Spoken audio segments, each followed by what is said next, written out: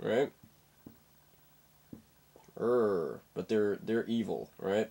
Because they saw people disappear and reappear 20 years ago, right? So like so what happens is these guys go to the I guess these guys like meet and they go, uh-oh, this guy's going to try and fuck up our secret society of people who think we can control reality, right? So they take this guy and they decide to brand him a heretic and they crucify him.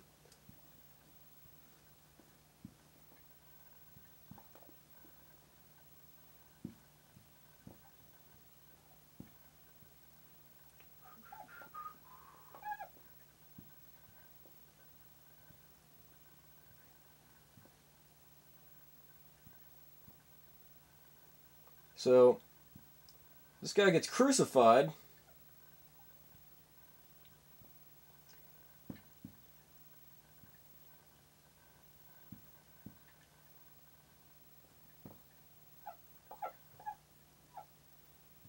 Before he could change the universe or figure out any more stuff.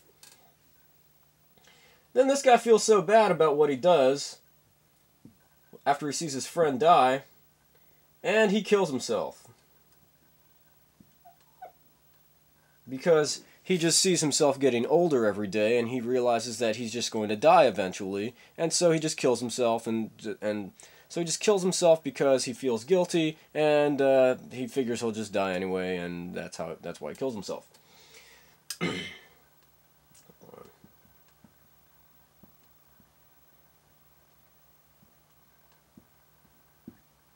Looks like the same guy, oddly enough.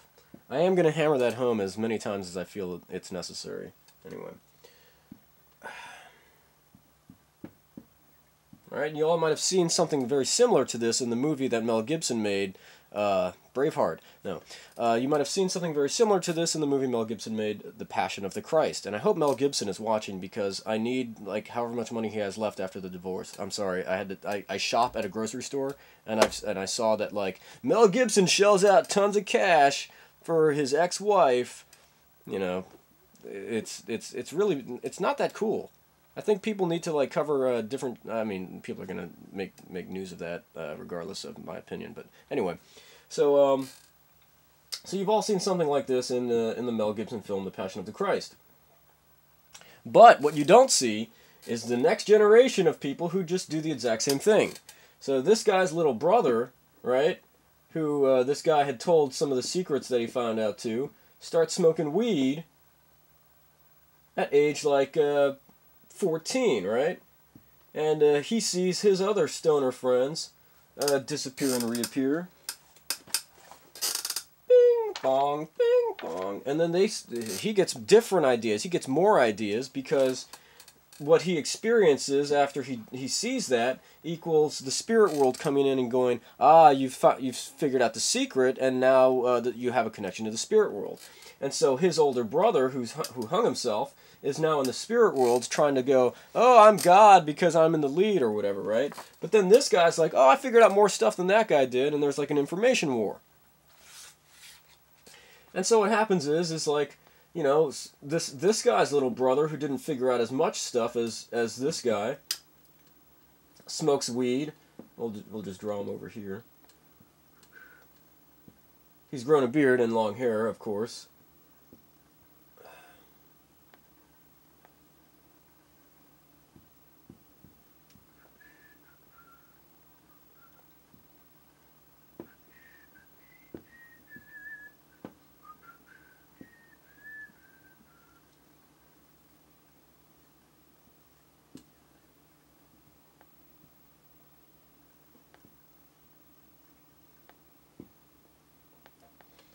So this guy's little brother starts smoking weed,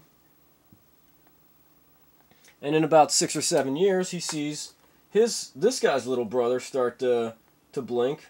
Yeah, kind of got lost a little bit there, but like this guy's little brother.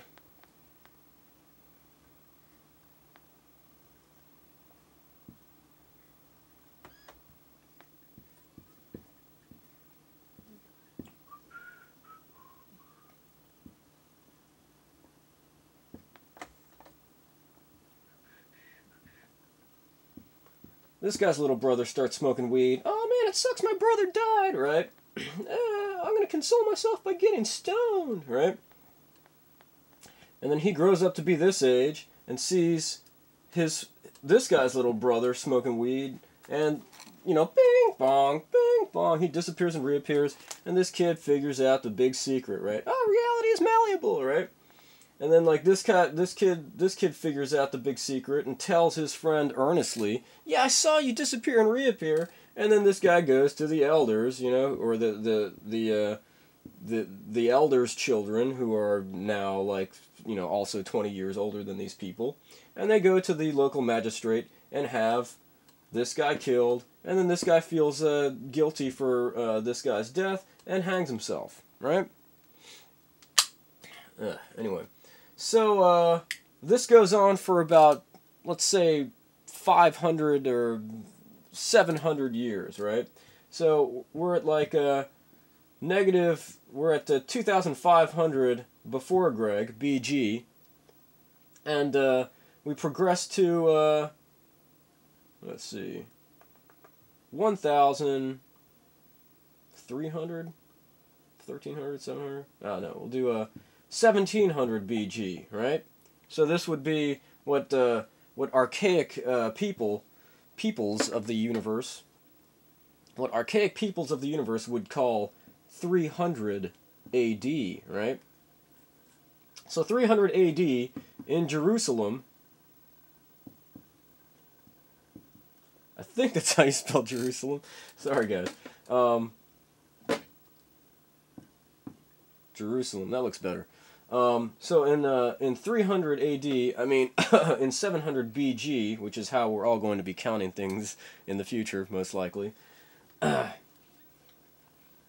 This is how I count things now, currently, because I like staying current and not reverting back to some sort of stupid year counting system that counts the years that some imaginary character has been ruling the universe.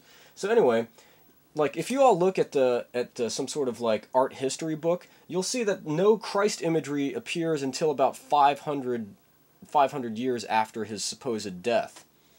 My nose itches. Interesting. So what happens is the spirit world is acting weird because my computer just restarted itself. Ooh, creepy. Anyway. So like what happens is that like this cycle continues for